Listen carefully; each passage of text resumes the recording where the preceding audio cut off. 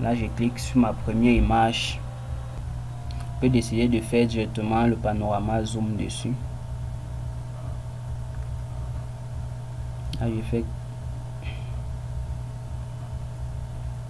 Là, je peux décider de cliquer ici, là, ou de cliquer ici. Donc ici, là, ça c'est un zoom arrière, ça c'est un zoom avant. Je peux directement cliquer dessus. Et là, ça me donne directement l'aperçu. Mais sauf que là, ça va zoomer mon image en se limitant sur les contours et couper l'image. Or, c'est pas ce que je veux. Ce qu'il doit donc faire, je vais plutôt partir dans la fenêtre d'édition de l'image, mettre une animation personnalisée. Là, je double-clique, je m'en vais sur animation personnalisée avec les clés. Là, je me positionne au début de mon image et là, sur la position X. La position X, ça veut dire que c'est l'axe horizontal. Je peux décaler mon image suivant l'axe horizontal. Y, c'est suivant l'axe vertical. Là, au début, je vais donc réduire mon image, mettre mon image à ce niveau. Et je viens me positionner à la fin. Et j'essaye de décaler encore mon image vers la droite.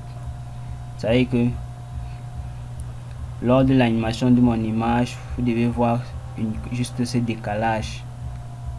Vous voyez ce décalage. Là, c'est parfait. Ma version de l'image suivante, j'essaie également de faire une animation. Je sélectionne mon image. Je mets plutôt maintenant mon image de ce côté. Là, ça met directement mon image clé. Là, je décale vers la droite. Je décale vers la droite. Et là, je décale mon image maintenant vers la gauche. Et là, ça crée également une seconde animation. Si je mets l'icône observe,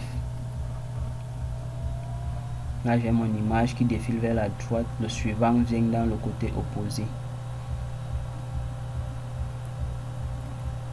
Et là, c'est parfait. Maintenant, dans l'image qui suit, je vais faire, ça va plutôt s'agrandir. Là, je double-clique sur mon image. Et à cette position, je vais plutôt jouer maintenant au niveau de l'échelle. Dans ce niveau, je vais essayer de réduire un peu mon image. Je laisse m'asseoir en 11. Je viens jusqu'à la fin. J'essaye d'augmenter mon échelle.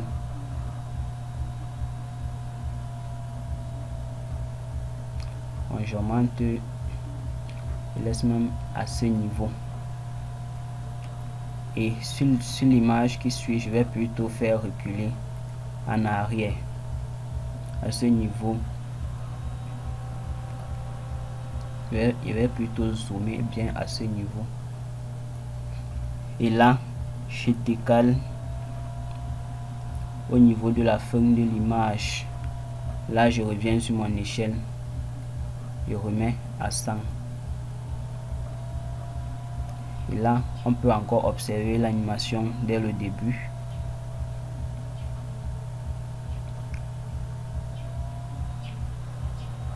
Là, ça vient progressivement. Là, ça zoom avant.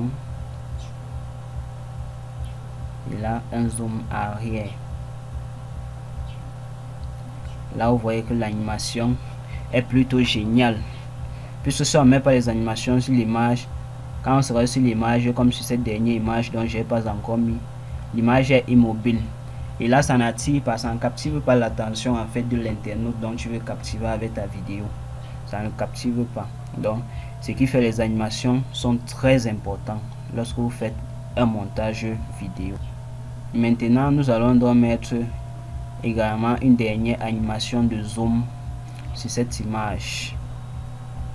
Je vais faire un zoom vers l'avant. Là, je sélectionne mon image. Et à ce niveau, je mets l'image un peu réduite. et décale vers la fin de mon image.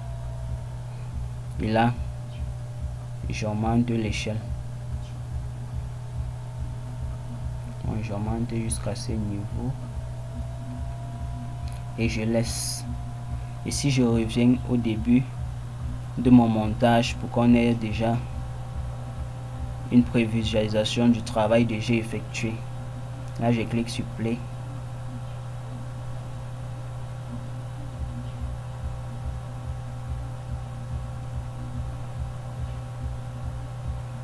Là, vous voyez déjà comment l'animation est. Là, j'ai mon image, zoom avant, panorama zoom arrière. Là également, panorama zoom arrière. Avant, autant pour moi, avec les contours sur l'image. Là également, j'ai mes animations. Décalage vers la gauche. Ensuite, un zoom avant. Et là, un zoom arrière. Là, nous avons également un zoom avant. Là, c'est déjà top. Là, nous allons juste continuer à ajouter les autres images et de pouvoir les animer.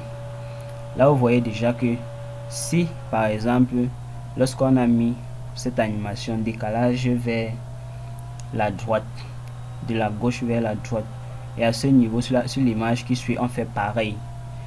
Là c'est pas trop professionnel, c'est beaucoup amateur, et là ça encapsule pas trop vu que c'est la même chose. Donc lorsque vous êtes en train de travailler, ne dites pas que ça vous perd le temps. Pensez juste à comment est-ce que la personne à qui vous allez remettre la vidéo doit se sentir. Donc faites un travail professionnel. Un travail qui doit permettre que lorsqu'on voit ce que vous avez fait, qu'on puisse vous confier des tâches à accomplir contre une rémunération, bien évidemment. Donc, prenez du temps et travaillez bien vos montages.